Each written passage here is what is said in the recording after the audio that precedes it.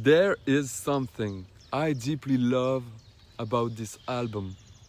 The seed remembers. It does not ask you to arrive with much, just a small seed of attention, a presence, an openness.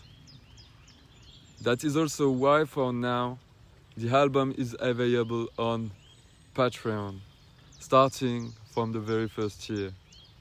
Because I wanted to keep it in a more intimate space, a closer space, a space where you do not just consume a piece of music in passing, but enter it the way you would enter a secret place. As if planting a small seed gave you access to an inner world. And the first gate of this album is a piece called Sarnath. To me, Sarnath is more than a title. It is a city, a vision, an ancient memory that does not fully belong to me, yet moves through me. When I listen to this piece, or when I play it, I feel as though I'm being brought before a vast city, an ancient city, a sacred city, almost forgotten. At first, I imagine a gigantic enclosing wall, immense stones, monumental gates, something so grand that the human being feels tiny before it. And still, we enter. We pass through the gates. And then the city reveals itself. Alive, radiant, almost unreal. In this music, Sarnath is not in ruins. It is still standing, still breathing, still inhabited. We discover wide street, immense statue, sculpted forms that speak of an ancient world, of a refined, profound, advanced civilization, as though beauty, the sacred, and everyday life had never been separated. I like to imagine that in this city, everything was designed to elevate the soul, the proportion, the stones, the silences, the voices, the light falling on the walls. At the beginning of the piece, there is truly that feeling of wonder, as if you were arriving somewhere for the first time, yet something in you already recognized the place, as if memory came before explanation. And the further you go, the closer you move toward the center. The temples become larger, more imposing, and more silent too. And at the heart of the city, there is this central place, the great temple, the one around which pilgrims, monks, tired souls, seeking souls, wounded souls, open souls gather. A place of presence, a place of healing, a place of light. I imagine this temple as a living center, not just a building, but a kind of stone sun, a place where something returns to its rightful place within you, as if the whole city were leading there, as if the entire journey had been built to bring you to the earth of an inner recognition. And in this music, there is also my voice, I did not think of my voice as something modern, demonstrative, or frontal. I imagine it almost like an apparition, like an ancient chant, like a voice rising from the city itself, almost as if in the distance someone were singing from a minaret or from a sacred height, and that chant were passing through the streets, the stones, the inner courtyard, the temples, to touch something deeply intimate within us, not necessarily to be understood by the mind, but to be felt, like a reminder, like a vibration, like a call. I love it when a voice in a piece of music feels like a breath coming from elsewhere, something suspended between the visible and the invisible, between the human and the sacred, between memory and dream. And to me, in Sarnath, that voice is part of all of this. It is part of the scenery, but also part of the mystery. It is like sacred smoke rising into the air, like a prayer without religion, like an ancient chant remembering something we have forgotten. But what I also love in this story is that it does not remain only in beauty, because a true journey does not reveal only the light, and a true city, like a true human being, also carries its shadows.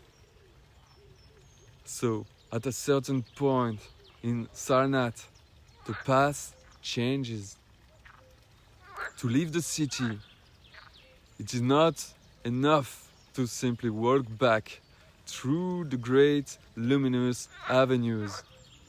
You also have to pass through the lower quarters, through the lower layers, every year more troubled. And there something else is revealed. You discover the shadows of the flesh, attachment, illusions, games of ego, desires that distort, the places where the human being get lost in comparison, in separation, in possession, in escape, as if the city were suddenly revealing its underside. Or maybe it's not its underside, but simply its wholeness. Because light that never passes through shadow remain abstract, and beauty that never descends into the depth is sometimes only a facade. So, in this piece, there is also that descent, that darker crossing, that moment when you pass through places that seem less noble, less sacred on the surface, yet deeply human. Place where instincts mingle, where wounds begin to speak, where lack puts on masks, where the ego tries to rule because it is afraid of disappearing. And I find that important. Important to show that even within a magnificent city, there are underground layers. Even within a spiritual quest, there are shadowed zones. Even in the search for light, we encounter density. And perhaps that is what true healing really is. Not avoiding the shadow, but passing through it without getting lost in it. Seeing it without belonging it. Moving through it while something greater still remains alive at the center. So, when you emerge from the city, you are not quite the same person anymore. You pass through the gates once again. You return outside, and maybe you turn back one last time to look at Sarnath behind you. And there is this strange feeling, the feeling of wondering whether all of it truly existed, whether it was a real place, a memory, a vision, a dream, or a part of yourself made visible for a few moments. But even if you do not know exactly what it was, you feel that something has changed. Something has moved inside you, as if the city had left an imprint, as if it had revealed both your capacity for wonder, your need for light, and also the places you still have to cross through. And to me, Sarnath is truly that, an entrance, the first gate of the album, an invitation to step into an ancient, symbolic inner world where beauty does not erase shadow, and shadow does not overcome light. A world where something remembers. And that is also why the album is called The Seed Remembers. Because deep down, I believe there is ancient things within us. Visions, impulses, truth, sensitivities that are simply waiting for the right condition to awaken. Like a seed. A seed does not make noise. A seed does not try to impress. It waits for the right soil, the right moisture, the right silence, the right season. And one day, it remembers that it is meant to grow. I like to think this music can do that. Not convince, not force, not distract, but gently awaken something. So, if you feel called to enter this world, if you want to discover Sarnath and the rest of the seed remembers in this more intimate space, you can join the Patreon from the very first year. It is simply a small seed, but sometimes the smallest gestures open the greatest gates. And maybe behind these gates there is an ancient city already waiting for you.